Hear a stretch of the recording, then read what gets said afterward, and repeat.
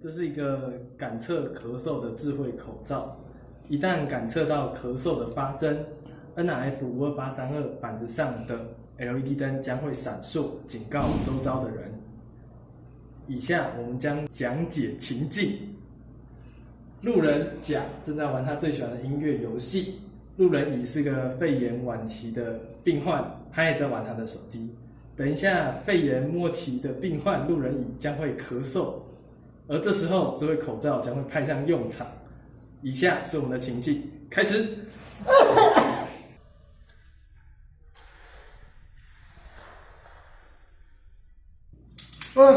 好可怕！